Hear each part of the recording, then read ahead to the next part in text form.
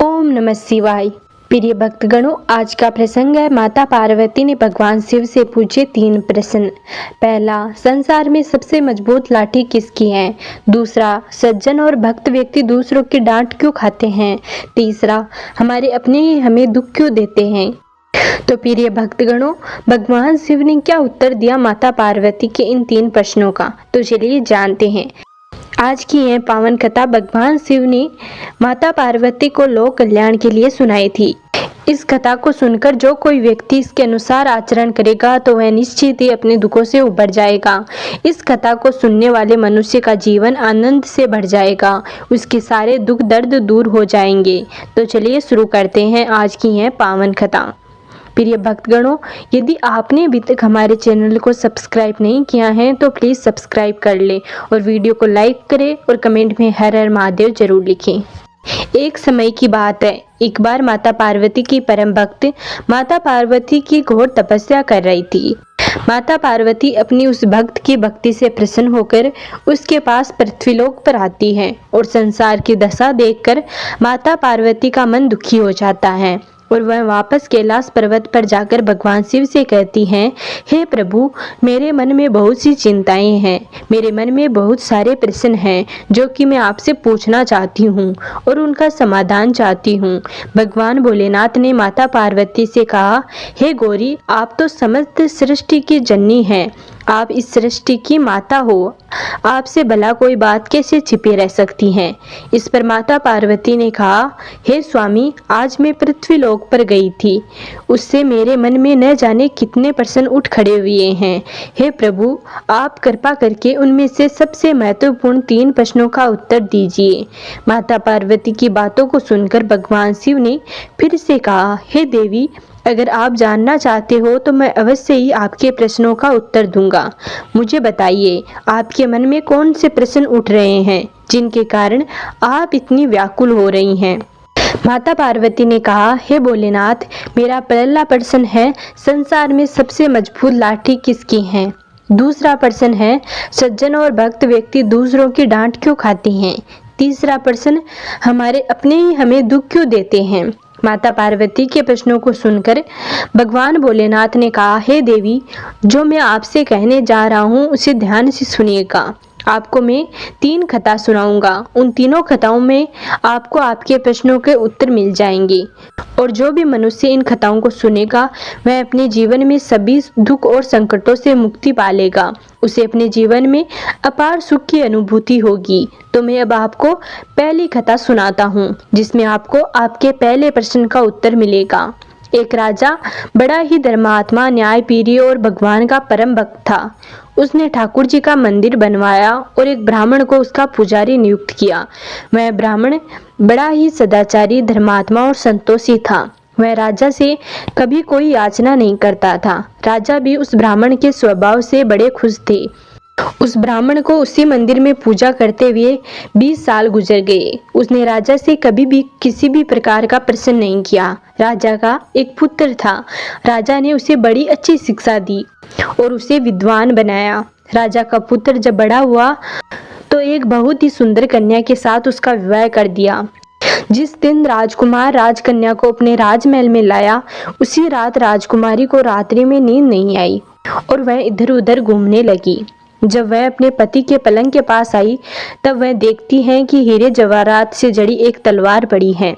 जब राजकन्या ने तलवार को देखने के लिए मयान से बाहर निकाला और बिजली के समान प्रकाश वाली तलवार को देखकर वह राजकन्या डर गई। डर के मारे उसके हाथ से तलवार नीचे गिर पड़ी और राजकुमार की गर्दन पर जा लगी। राजकुमार का सिर कट गया और वह मर गया।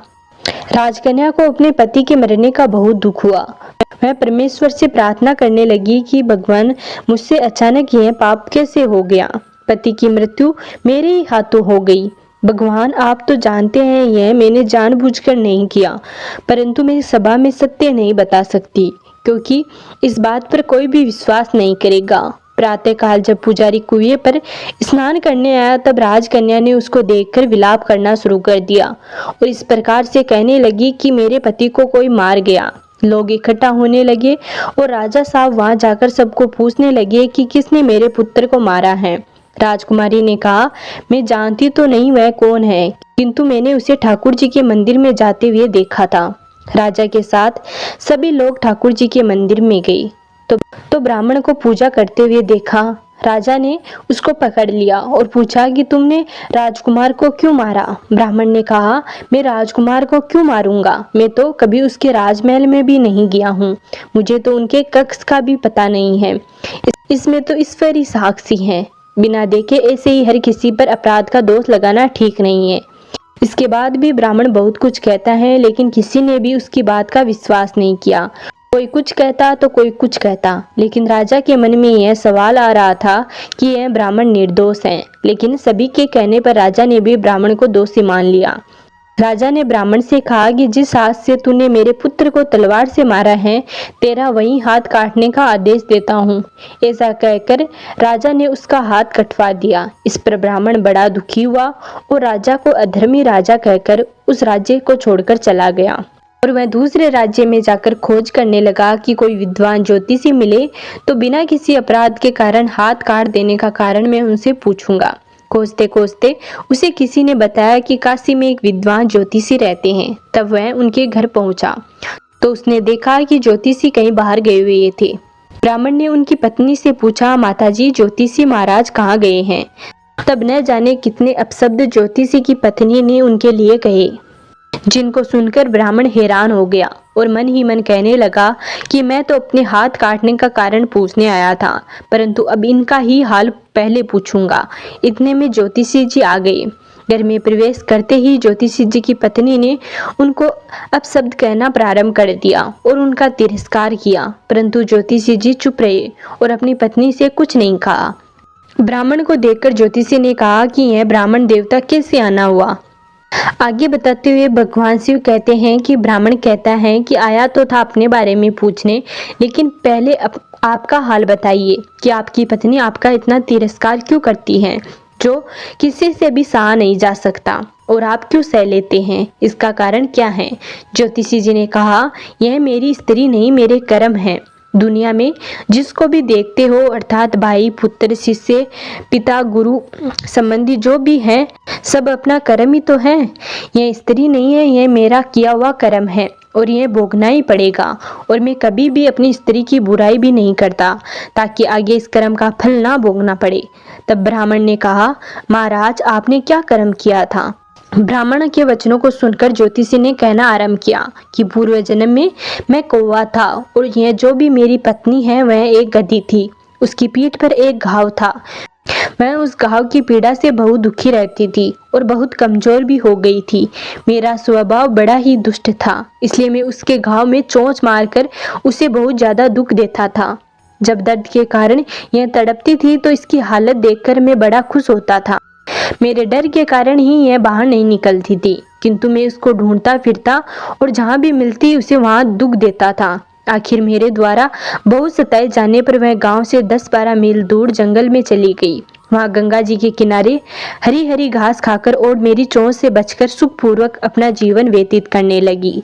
लेकिन मैं उसके बिना नहीं रह सकता था। उसको ढूंढते ढूंढते मैं वहाँ जा पहुँचा और वहाँ उसे देखते ही मैंने उसकी पीठ पर जोर से चोंच मारी तो मेरी चोंच उसकी हड्डी में घुस गई। इस पर उसने बहुत प्रयास किया, लेकिन फिर भी मेरी चोंच नहीं छूटी। मैं भी चोंच निकालने का बहुत प्रयास किया, लेकिन मेरी चोंच नहीं निकली। उसने सोचा कि यह दुष्ट तो मुझे छोड़ेगा नहीं, मैं पानी में जाती हूँ। ऐसा सोचकर गधी गंगा जी में प्रवेश कर गई, लेकिन वहाँ पर भी मैं अपनी चोंच नहीं निकाल पाया। आखिर में मैं बड़े प्रवाह में प्रवेश कर गई। गंगा का प्रवाह तेज होने के कारण हम दोनों बह गए और मर गए। तब गंगा जी के प्रभाव से ही यह ब्राह्मणी बनी और मैं बड़ा भारी ज्योतिषी बना। अभी मेरी स्त्री मेरे मरते दम तक अपने मुख से गाली निकाल कर मुझे दुख देती रहेगी और मैं भी अपने कर्मों का फल समझकर सहन करता रहूंगा। मैं इसका दोष नहीं मानूंगा, क्योंकि यह तो मेरे किए हुए कर्मों का फल है, इसीलिए मैं शांत रहता हूँ। अब तुम अपना प्रश्न पूछो। ब्राह्मण ने सब समाचार सुनाया और पूछा, अधर्मी पापी राजा ने मुझे निर्दोष का हाथ क्यों कटवाया? तब ज्योतिषी ने कहा, हे ब्राह्मण सुनो, राजा ने तुम्हारा हाथ नहीं कटवाया, तुम्हारे कर्मों ने ही तुम्हारा हाथ कटवाया है। मैं तुम्हें तुम्हारे पूर्व जन्म की बात सुनाता हूँ। पूर्व जन्म में आप एक तपस्वी थे। वह राजकुमारी जिसके हाथों से राजकुमार मरा था, वह राजकुमारी एक गाय थी। और वह राजकुमार जो राजकुमारी के हाथों से मरा था, वह एक कसाई था। जब कसाई गाय को मारने लगा तब बेचारी गाय जान बचाकर तुम्हारे सामने से जंगल में भाग गई। तब वह कसाई आकर तुमसे पूछने लगा कि इधर से कोई गाय तो नहीं गई। आपने प्रण ले रखा था कि मैं कभी झूठ नहीं बोलूंगा। तुमने जिस तरफ गाय गई थी उसी तरफ हाथ से इशारा किया, तो उस कसाई ने जाकर गाय को मार डाला। गंगा के किनारे वह उसकी चमड़ी निकाल रहा था। इतने में जंगल से शेर आया और गाय और कसाई दोनों को खा गया और उन दोनों की हड्डियां गंगा जी में बह गई। गंगा माता के प्रकोप से कसाई को राजकुमार और गाय को राजकन्या का जन्म मिला और उनके कर्म ने ही उन दोनों को फिर से मिलाया, क्योंकि कसाई ने गाय को तलवार से मारा था। इसी कारण राजकन्या के हाथों से तलवार गिरने से राजकुमार का सिर कट गया और वह मर गया और इस तरह मरकर वह कर्म निवृत्त हो गया। और तुमने जो इशारा गाय की तरफ किया था उसे कर्म ने तुम्हारा हाथ कटवा दिया। इसमें तुम्हारा ही दोष है, किसी और का दोष नहीं है। हे देवी, आपने सुना मैंने क्या कहा? इंसान अपनों के द्वारा ही गालियां खाता है। जिस प्रकार वह ज्योतिषी अपनी पत्नी से गालियां खाता था क्योंकि उसने पिछले जन्म में पाप जो किया था।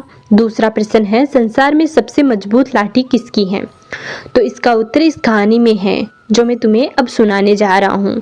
एक साधु वर्षा के मौसम में प्रेम और मस्ती में चला जा रहा था।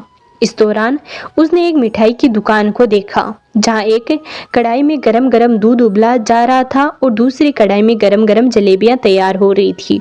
साधु कुछ क्षण के लिए वहां पर रुक गया और शायद उसे भूख का एहसास होने लगा या मौसम का असर था। साधु हलवाई को गौर से देखने लगा। साधु कुछ खाना चाहता था लेकिन पैसे नहीं थे।